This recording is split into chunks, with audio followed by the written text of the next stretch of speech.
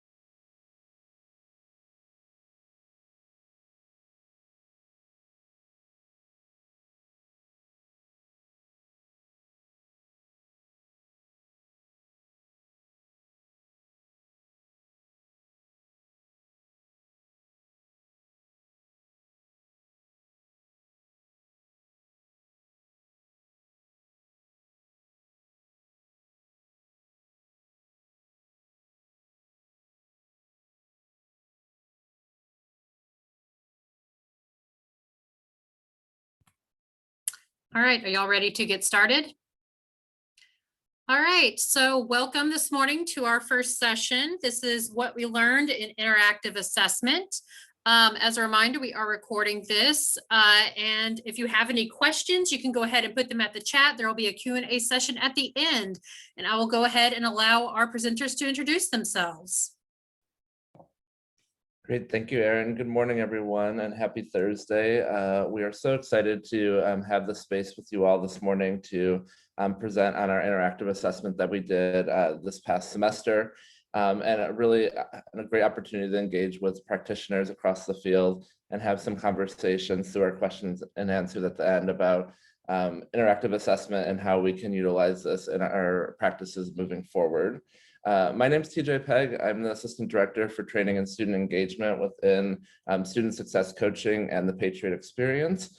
I will go ahead and share my screen and I'll allow the rest of my team to introduce themselves.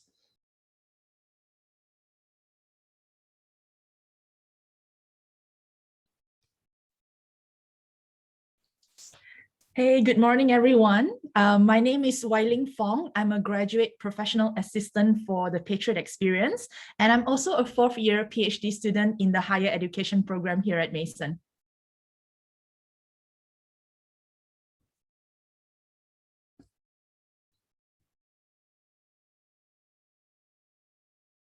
And Megan?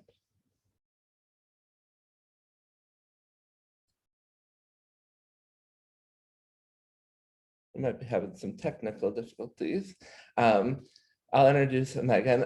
Megan Davis is our graduate professional assistant for peer student success coaching. And so the three of us work together along with our University Life campus engagement community to put on this interactive assessment. And I'll turn it over to, I'll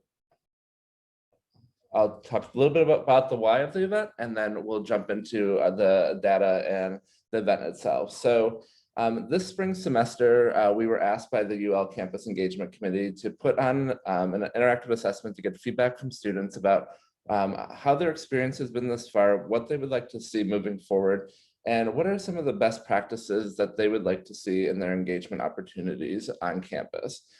So identifying this need and utilizing our strengths within our programs that we currently work in, getting to know the students' needs and taking into consideration how we might need to adapt to move forward post-pandemic. Recognizing that there are new student demographics that have emerged due to the pandemic with the increase of virtual engagement, students with dependents, contemporary student populations that have been impacted specifically with access to on-campus resources, the gap in engagement opportunities between on-campus and virtual experiences, and also recognizing the changed perception in student population of education and their impact of their collegiate journey. So through the why, we asked ourselves three questions. How can we incorporate pre-pandemic experiences, those traditional experiences that students have come to love and expect when coming to Mason? How do we incorporate pandemic mode experiences that we've put on that have been widely adapted by specific student populations due to increased level of access and the changing landscape of our higher education? And then how do we blend these two together that optimize our impact to serve larger student needs across our campus? So looking at interactive assessment versus virtual assessment, such as online surveys, and the value add of the student voice in these types of assessment opportunities. Good morning, everyone. I finally was able to come off mute there, so my apologies for that. But just a little bit about the numbers of our program. So at our Fairfax campus, we had a total of 206 students show up to participate in this event. We also had the same event going on at our Arlington campus, which is our graduate school that is titled SHAR. And we had 35 students attend that campus for this event.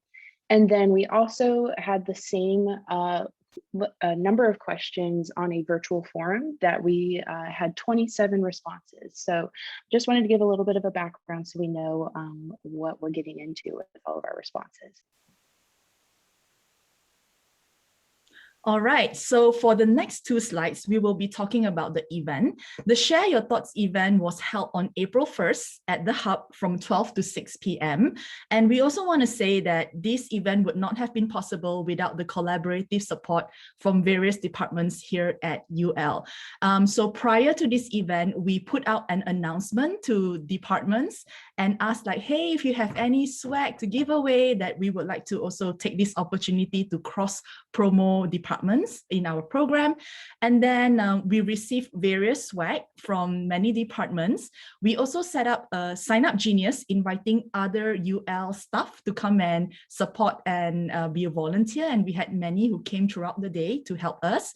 And so for the event, we know students love free food. So we had Chick-fil-A catering. And for our activity, we created an interactive and yet easy way to engage with students because we wanted a very low-key way to hear students' feedback, but yet we want authentic feedback. So what we did was, if you look at the photos, you can see huge white papers stick on the wall. We wrote questions relating to campus engagement questions, and we asked them to pick one marker pen when they check into our program, and then they would go around the room and just write their answers on the paper. And then before they leave, they get to pick whatever free swag that we have. They get to pick up food or snacks if they want to. And throughout the day, it was a steady crowd. We noticed that students would tell other students about the event, and then it was very noticeable to see that students would come in groups, and then there may be a quiet lull, and then another big group will come. And we have students who would come up to us and say, hey, how do I keep up with events like this on campus?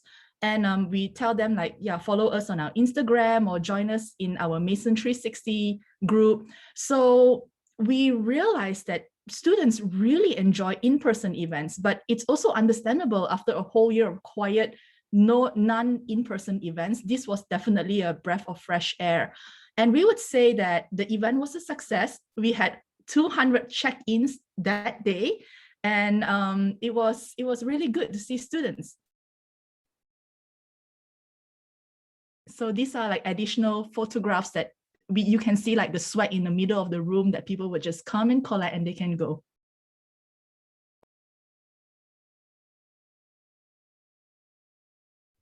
So jumping into some of the questions that we asked for students to respond to, the first question that we asked are, what are your favorite ways to be involved or engaged on campus?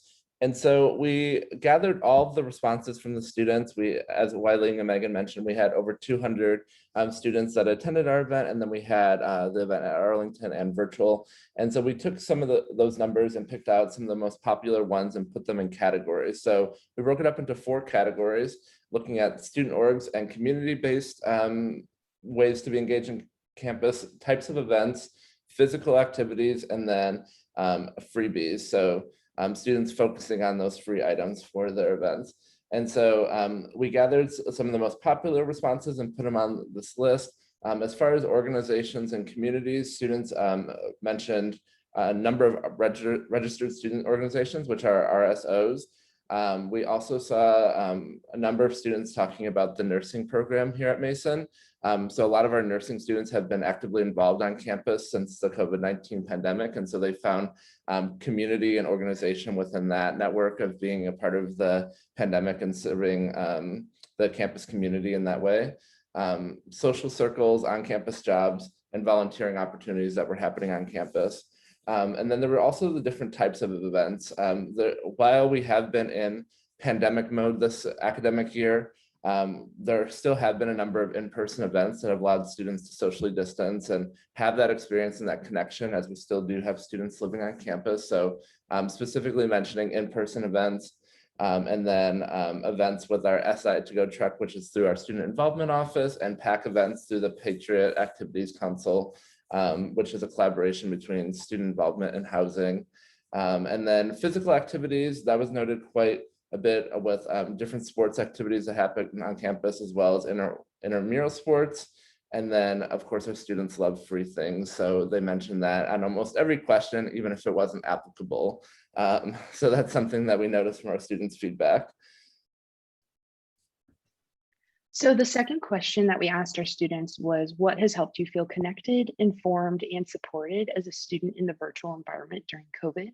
So again, we took the top responses, which consisted of email, Instagram, Mason 360, which is also our platform for all of the registered student organizations and offices to host to post their events, and students sign up virtually through that. And we also grouped all social media.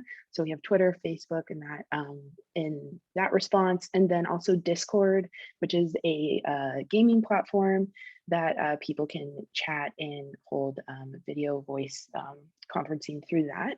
And then we also created a word map for some of our other responses with a whole host of different categories, with speaking to our honors college, interactive posts on our social media, so Blackboard, through their residence halls, information desk. So a lot of different and very unique answers, which is also what we'll speak to with our why later on about the uniqueness of the answers we got from this assessment. For question 3, we asked, how would you like to find out about events happening at Mason? And here are our top responses. Emails looks like it's still like the main way that students want to know what's happening.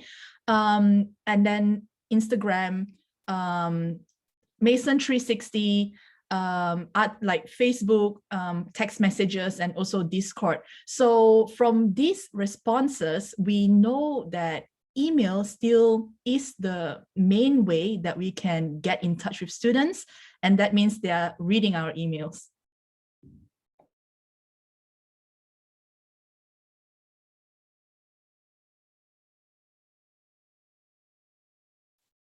And so our fourth question was, what is your favorite event at Mason?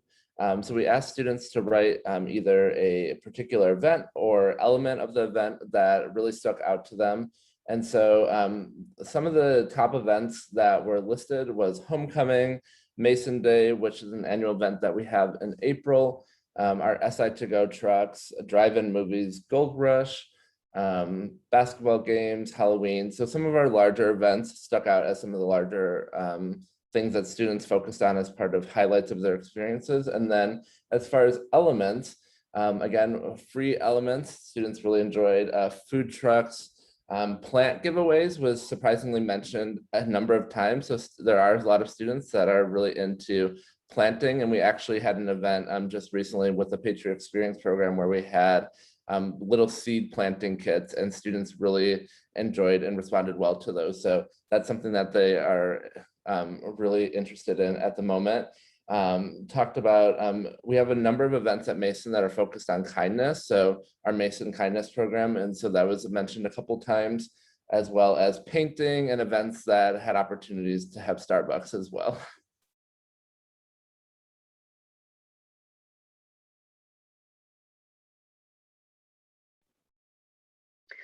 Great. So our fifth question is, what type of event marketing grabs your attention? So we saw that students interpreted this question as what they were looking for in the marketing. So again, kind of an unintended consequence when creating this survey and having it in person. But again, we are seeing that top response for free items, which is definitely a good thing to keep in mind. We always try and have those free items at events. So in students, the words that they chose differed. So there was free stuff, free food, giveaways, just the top four responses all pertaining to free. But we wanted to highlight some interesting responses that people can be considerate of when moving forward. And a student put free meal. So how are we looking at, maybe food insecurity at these types of events, or for our students' experiences. And we also had a free entry or free event. So is there a perceived barrier for our students with attending engagement opportunities on our campuses? We also had students speak to political discussions, so that also can be an opportunity for more complex topics in our events, and also the collaboration that the students spoke to. And so I think as higher education staff, knowing that our collaborative efforts are appreciated is definitely helpful when moving forward. For question 6, we asked students, how often do you check your Mason email? Majority would answer every day. We have 10 responses for 1 to 2 times per week, 5 responses for 3 to 4 times per week, and 4 responses for a couple times per month or less. Yeah, and I think if I could just add some context onto this question. So this is one question that specifically our University Life leadership asked us to include, just because we have a number of program units that send out newsletters and things of that nature. And so including this was a way to see if students are actually reading it. And so I had an opportunity during this event to talk to a few students, and they see email as a one-way communication. So that they want to see the advertisements and things of that nature, but they don't really want to interact further with the email. And so I found that really interesting when thinking about this question as well, because I know a lot of our communication is via email. And so when we're thinking about how come we don't get student responses back, it's because a lot of our students see the email as a one-way communication rather than a two-way communication method with our units. Our next question, we actually broke it up into 2 parts. We asked students, what prevents you from attending an event on campus? And so some of the top responses were weather, not knowing. So we took not knowing as far as not knowing about the event or not knowing when it was happening. Parking, seeing parking as a barrier, as far as if students don't live on campus, that they may need to pay for parking in order to attend an event. What does that look like moving forward as we return to campus? Is that something that we need to think about as far as our timing and working with our parking and transit department? classes is still a barrier in terms of the timing. So thinking about when we're having events and when is best to engage students. Lack of students at an event. So students' perception that there may not be a number of students at the event, even if they want to go. And so that is a barrier for them going. And then if they have on-campus employment, rescheduling of an event, if that has happened. I know it's been a little bit more frequent in terms of pandemic times, in terms of spaces and weather and things of that nature, but that does deter students from going to an event. And we wanted to provide a second part to this question about what prevents students from attending a virtual event. So time conflict was a large one, which is understandable because within the Zoom space, we've been able to offer varied times, but it seems like it's still a pretty difficult barrier for students to overcome. And really, I think the following most popular answers speak to, I'm sure what some other people are already presenting today, but feeling disconnected and that Zoom fatigue and that lack of feeling engaged in the virtual space. So really it was a lot more feeling based and more about that virtual environment, that the students were feeling very burnt out with that virtual format. And then lower on the list was just forgetting about the event, or academic commitments. But a lot of these answers spoke to the negatives of the virtual space, which I think is pretty unsurprising, but that we got so many varied answers from students was great, and how they were feeling. So our last question asks students, what days and times are you most likely to attend an event on campus? And we can, what we did was we lump the number of responses according to color. So for blue, it is between 0 to 19 responses, yellow 20 to 39 responses, and green is over 40 responses.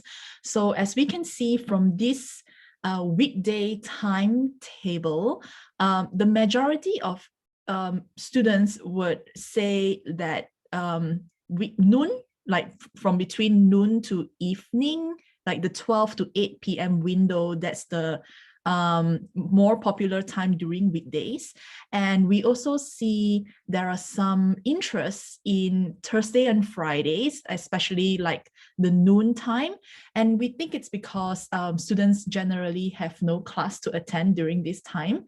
And the rest would be the times that they are on campus, so happen that they have a class and they would attend these events.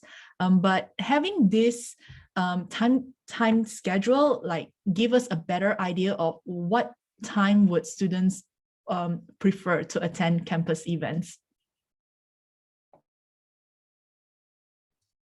Yeah, and just to add to that, when speaking to our campus engagement committee, we were actually really surprised by the Friday numbers in terms of students wanting to engage during this block of time on Fridays. We knew that students typically try to avoid having classes on Friday, but also that desire to have engagement on campus was something that we recognized that we need to look at. And thinking about the earlier times as well, having programming in the mornings, thinking about the access piece for some of our contemporary populations, where that may be the time that they're able to come to campus versus coming in the evening when they may have other community commitments or family that they're taking care of, or things of that nature that may not have them have the flexibility of coming to campus. So how are we looking at our overall engagement moving forward to ensure that we have opportunities available throughout the day, not just in the afternoons or evenings, so that we can engage with a larger scope of our student population.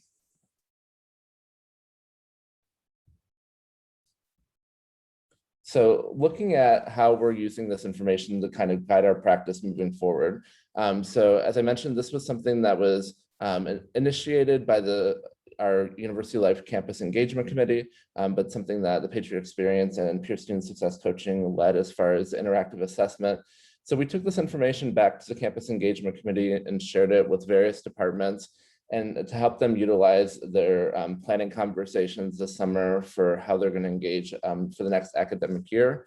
A number of our departments have specifically asked for additional presentations and conversations specifically around the types of events and when to have them. And so as a larger campus engagement committee, we've talked about how are we using a planner to really make sure that we're spreading out our events and not programming on top of each other to increase engagement and opportunities across campus. So having those collaborative conversations and also thinking about the best ways to communicate with our student population. So some of the questions that we asked and the data that we shared was specifically what's the best way to connect with students. And so looking at our email communication, how frequently are we sending out emails and where are those emails being sent from?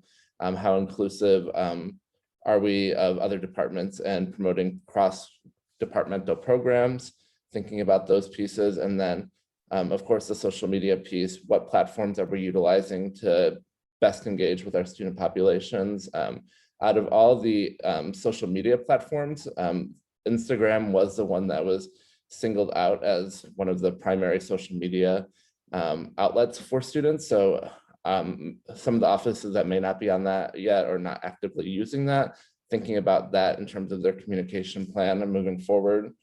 And then for us as student affairs professionals, recognizing that our perception of students' needs and peak times to engage with those students need to be shifted. So thinking about if we have traditionally had programs on Tuesdays and Thursdays, because we know that students are around campus, how are we making sure that we're engaging with populations during other times? Are we going to have weekend events? Are we going to have morning events? Thinking about those types of things and how we can practice those practices moving forward into our fall planning. And then as practitioners, asking ourselves, how do we gather student feedback moving forward in an engaging way from this event? How often should we be gathering this information from students? And then what units or offices should be engaged in this type of event moving forward? And then using the data and information we learn, we further reflect on how this could be incorporated into our programs that we run. So part of one of the programs that we run is the Patriot Experience, which is an online self-paced co-curricular program on Mason 360 that allows students to explore campus resources in their own time and gain online credit online check of items in the program. So while it is online, we realized that in-person engagement is still crucial to touch base with our student population, especially newer students who may not know what the program is about. So holding this event made us realize that this is a great way to not only host information session to let students know about our program, but also a way to reward them for either participating in the program or for attending our program. And we also realized that asking simple questions, like for example, what kind of communication platforms that you would like to be connected with, and we learned new platforms such as Discord. And this could potentially be a new social media platform, but like at least we know like these are new platforms out there that students are using. We also think that learning about what are the days and times that students would participate on in-campus events would help us to plan our events better. And then a little bit more about student success coaching. It is a office within University Life, formerly known as the Mason Care Network. It's a little bit of a shift that we wanted to clarify for you all. But a student success coach is someone that is assigned to any Mason student that provides a holistic support through 8 areas of the focus wheel that we utilize, which are listed below. So managing their time commitments, finances, their effectiveness, their school community. So through these 8 items, the success coaches partners with the student to figure out what success looks like to them. And they're different from an academic advisor, but the academic advisor and the student success coach can partner to make sure that the student is best prepared for their college experience and postgraduate career. And so what we wanted to do with this event moving forward is to replicate it throughout the coming semesters so we can maintain a positive feedback loop between what the student voice is presenting us and their student success coaches. So how are we effectively providing support and communications and programs for students, not only in these 8 focus wheel areas, but also through this live feedback. And so what we really want to stress through this presentation is that while normally surveys come in the virtual format, having this in-person survey and opportunity for students, we got their unabashed feedback. And so we got way more answers than we were anticipating as we were going through and collecting this data. But we saw that students really were not afraid to answer because they also weren't none of their identities were grasped in this survey or required for them to participate. So students really didn't feel that barrier of holding back. And we also positively reinforced that as students were moving through the room. We said, write what you feel, write, be completely honest, and don't hold back. And we definitely saw that. So through this survey, we really want to adopt this as a continuing effort to make sure that the student voice is being heard and taken into account with our services. Yeah, and just to build upon that unfiltered feedback that we received from students, because in the data that we presented to this group, we put it in categories to simplify in terms of the numbers and the type of information that we were gathering. But some of the responses, thinking about the language piece that Megan earlier mentioned about a student writing a free meal, what does free meal mean versus free food? And is there that level of food insecurity? One student wrote everything that I should have received during my first year. So thinking about the first year experience and what that's been during COVID, are we intentionally looking at what the second year experience will look like next year? And there is a committee developing that for our students returning to campus next year. Thinking about I have no friends was one of the responses. So students want to go to events. They want to meet new people and be engaged on campus, but they feel a level of insecurity of going without friends. And so how do we help students build friendships through some of our programming and events, specifically for students who may not have access to on-campus housing if they don't live on campus, or may have other barriers that prevent them from building friendships that they need some support in navigating through. Some of the other pieces were looking specifically at some of the different barriers that might be in communication. So with students that are looking at coming to an event, how are we communicating when the event's happening, any changes, how are students finding out that information? So we're really trying to gear our student populations towards Mason 360 as a hub for that information. And some students also noted that they would sign up for an event but then forgot about it. So how can we as engagers on campus remind students about events that they signed up for? And we do have features of that within Mason 360, but are we all utilizing it as engagers? And so thinking about those pieces as well, something that we took back to the campus engagement community as a part of the data collection. So with that being said, we wanted to open it up to the group for any questions and answers. We appreciate you all being a part of this presentation today, but we wanted to give ample time for any questions and to really create a forum to talk about engagement and what that might look like moving forward for our student populations at our various institutions.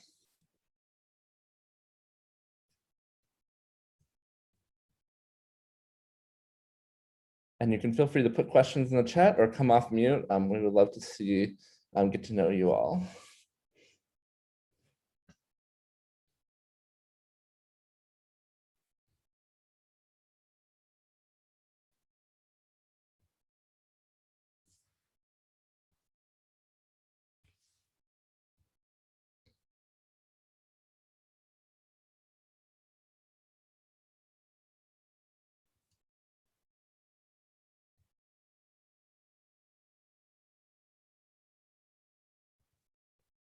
Oh, we can't unmute. Okay. I think I adjusted the settings, so you should be able to do so now. And if not, you can put your question in the chat. We can unmute now. Thank you. Yeah, I always think of the difference between self-report and then actual behavior. I think the data that you've gotten is really valuable. And I'm just wondering if there's plans to sort of match that up or find the discrepancies between the self-report and the actual behavior. That's a great question, Karen. I think we weren't able to gather specific data, but we could look at all the responses and see if we can categorize them versus into behavior categories. And so we could look at separating the data that way. We still have all of our data sheets and look at things that may be more behavior focused. And I think also thinking about how we do these types of interactive assessments moving forward, are there specific questions that we need to ask regarding behaviors or trends that we should be looking for in our events coming forward that we may be independently measuring through our practices rather than something that the students may see. So that's a great question. We have another question. Oh yeah, go ahead, TJ. I was gonna say we have some questions in the chat. So from Valerie, were you able to analyze data separately for your undergraduate versus graduate responses for the separate events? So yes, we were able to see the difference between the UL Arlington campus and the Fairfax campus in terms of data. I think what we can do moving forward, since this was just an initial data collection, is that we can break it down further since we had each student check in at the event. So we can look at their classification as a student in terms of where they are in class standing and break up the data in terms of the responses that we got. But I do think there is value in future events, focusing on how graduate student responses and undergraduate student responses. And that's something that we hope to work with. The Patriot Experience hopes to work with grad student life moving forward as we look to build a graduate student track within our program. So great question. Our next question that we had was from Josh. Was there any feedback regarding specific modes of communication that were most effective? Video, print, advertising on campus. In terms of most effective, students really spoke to emails and e-newsletters. That was on the sheets a lot. Only one individual wrote flyers. So I think in terms of print marketing, that is really kind of antiquated with some of our student populations. But I think it's still helpful on some of the larger marketing boards that we have. So students really focused on electronic marketing in terms of the responses. As I said, there was only one response in terms of any type of print marketing. I think that question, Josh, really also speaks to how we want to replicate this assessment moving forward, because as we do start to bring students back to our campuses, I think we will start to develop and see more varied responses in terms of that print. And so maybe once students are back on campus, that will start to be a more popular response other than one person. But seeing as how this was earlier in the spring semester, that really was just the electronic, but hope that helps. Yeah. The next question that we have is from Taylor. So if email is seen as a one-way street regarding communication, what is the best way to communicate with students rather than just relaying information? This is the golden question to try to figure out. I know in some other conversations that I've been in with some of our campus partners and even within our own unit, we have talked about what it would look like to potentially use text message reminders and text message communication. I think what we will see here at Mason as a big change moving forward for the next academic year is now that our students will have access to the Office 360 platform and have access to Microsoft Teams, which has become our #1 type of engagement platform as we're utilizing in the symposium. We'll probably see a lot more direct messaging with students via Microsoft Teams. I know that's something that I've been in a couple conversations about that we've talked about. And I know that for Megan and I, we have a student staff team and we utilize Microsoft Teams as the primary platform moving forward. But I do think that's a separate question that we need to ask in a future assessment, as far as how would they like to have that two-way communication. Because even in students that we've met with in our student success coaching unit, students say, oh, I haven't met with my advisor, I haven't had this communication, but we're able to see the communication in our advising platform where all advisors and coaches keep notes called Navigate. And so we're able to see that advisors and student success coaches are reaching out to them, but they're not responding. And so I think that's another great question that we need to look at moving forward, as far as getting in the two-way street. And also to add, so for Patriot Experience, we send out newsletters on a monthly basis. We see that students click on these events and they would click on any opportunities that we share. So we find like, no matter what, even if it's a one-way, it's still a good way to let students know, like specifically our program, we are doing this. So it is still an effective way to get our communication across. Yeah. Our next question is from Angela. For the marketing elements, whether social media or via email, were those text-heavy graphics or were they design-based? Did you see a difference between the two? So from some of the responses that we had on the flyers, it was mainly design-based, and this is actually a conversation that we had with our peer student success coaches. So our peer student success coaches, we took an assessment with them in terms of what would they like to see, and gathering some feedback from students that they're connected with. And students talked about how that there's so much green and gold, so much Mason colors on flyers that some of the flyers start looking the same as they're scrolling through their social media. So how are we diversifying what the flyers look like in terms of graphic and colors? So that was mentioned. I think there's also a larger conversation that needs to be had on design heavy graphics in terms of how, if those are embedded into an email communication, how are those that may have disabilities or visually impaired getting that information? Because we did have a couple students this semester give us some feedback that those design heavy image flyers, they need to be paired with a paragraph as well if they have a visual impairment where they have a specific reader. So how are we making sure that we have a combination of both, rather than just putting together a newsletter with an image or a flyer advertising event? How are we having a flyer and a paragraph so that it can be more equitable across student populations in terms of access of that information? We also have been trying to be mindful of how we're using Mason 360, our platform, to promote the events, because you create your flyer and then something might change. And so I think to decrease that barrier of confusing information, we really try and keep our flyers very short and concise, and then direct students to the platform. So that way, that is the most updated information. It's also available for students to be have that audio text read to them for people with disabilities. And so we as a staff, not only got those good responses from students, but are also trying to update our best practices when it comes to programming for these events, and really trying just to redirect people back to that platform to also increase engagement, because not everyone will have social media or even cell phones. And so we really can't make those assumptions as higher education staff. So I'm trying to be mindful of the best way for students to gain access to that.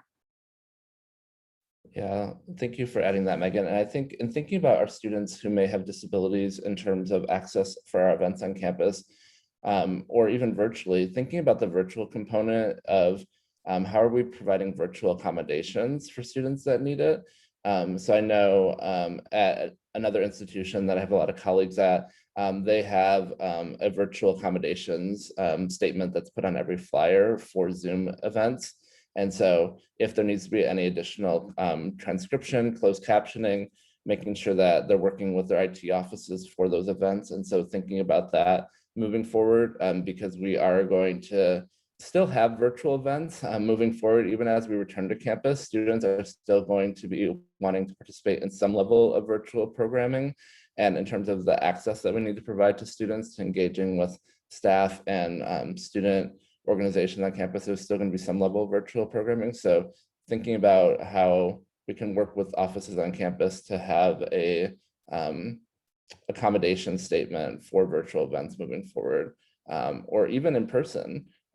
We know that just from this event, when we had a survey, one student wrote, "I'm not going to go to an event with Chick-fil-A," and that they submitted that on our virtual event. So how are we thinking about how that impacts different identities and populations on campus as well, and the vendors that we're choosing to utilize within the event? So that's something to consider too.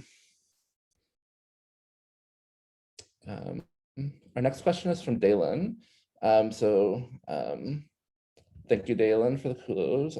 So based off your numbers, only 10% of your participants were able to participate virtually. So it seems like a bulk of your pool would be residential students. Are you looking to do this again in the fall when we are back to a larger capacity of offering in-person courses? Yes, absolutely. We have actually talked about this with our student success coaching, student engagement committee, of doing this type of virtual or interactive assessment each semester, and having both an in-person and virtual component. So we had that for this semester, and it worked out fairly well. We would like to get some more responses. So I think definitely thinking about that moving forward. I do want to note something from a planning perspective of this assessment event is that we had essentially 2.5 weeks to plan and execute this event. So I think if we had more time and thinking about the length of the semester, or maybe a different time of the semester rather than beginning of April as students are about to go into finals and wrapping up their semester, we probably could have got a larger response rate. But still, to have over 200 students in person during the time of this pandemic that we're in, it's still a really large number, and we want to recognize that, but also recognize that there's areas for growth and improvement moving forward.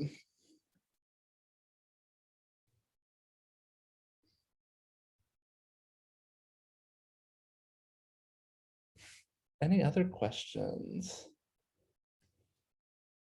I think we had one from Leslie speaking to the print marketing, and I would definitely agree about the students not on campus and seeing this.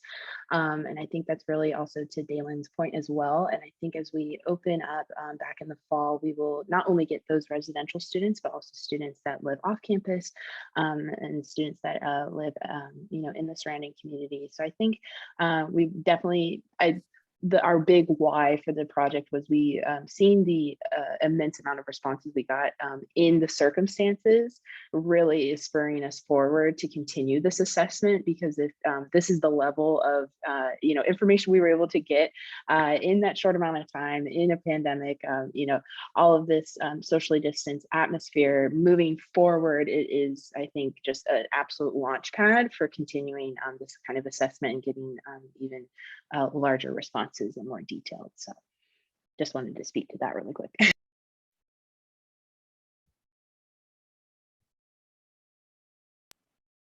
And Vicky, that's also a really good point about yard signs, and something that we'll be interested in doing as we go back to in person and having those, because we actually had staff that helped set up the event, and a staff member went, and as she was walking back to the other side of campus, stopped literally every student she saw and directed them to our event. And then we had those students come and say, "You have an awesome marketing team, like kudos to you all." So definitely that word of mouth and using those yard signs, and really a huge opportunity for growth moving forward to really expand on this event and be even more mindful of our planning and utilization of resources.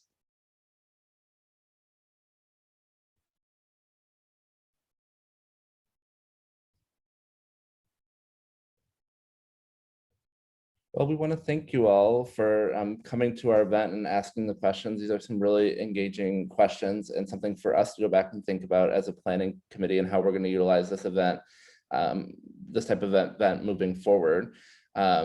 We really appreciate you all being here, and thank you for all the work that you all do in your respective units and working with our students. We know that many of you were a part of getting some of our students to our event and helping us promote that. So we want to make sure that we thank you all for attending our event and promoting students to come to our event as well. We look forward to working with hopefully some of you moving forward, and please feel free to reach out to Megan, Weiling, or myself with any questions that you may have. Our contact information is in the UL Symposium profiles, and we look forward to interacting with you all through the rest of the symposium. Thank you so much, everyone. Yeah, thank you. We'll Mhm. stay thank on if you there's to any our additional presenters. questions. Thank you, Erin. Yeah, thank you to our presenters. Don't forget to fill out the assessment. I put a link to it in the chat. So this session again was what we learned in interactive assessment. And thank you for attending.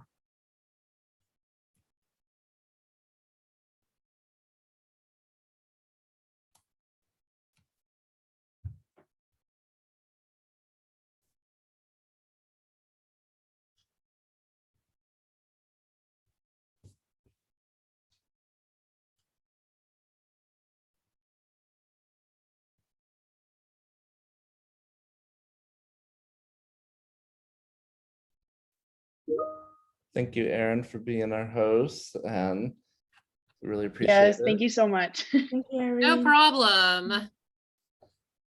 Great job, Megan and Weiling. Yeah, super exciting. We got really good questions. Mhm. Yeah, That was awesome. yeah, I actually just downloaded the file. Oh, good idea. Yeah. Perfect. Well, I guess we'll jump off. Thank you again, Okay. Erin, and see you all in sessions. Yeah, see you. Have a good afternoon. You too.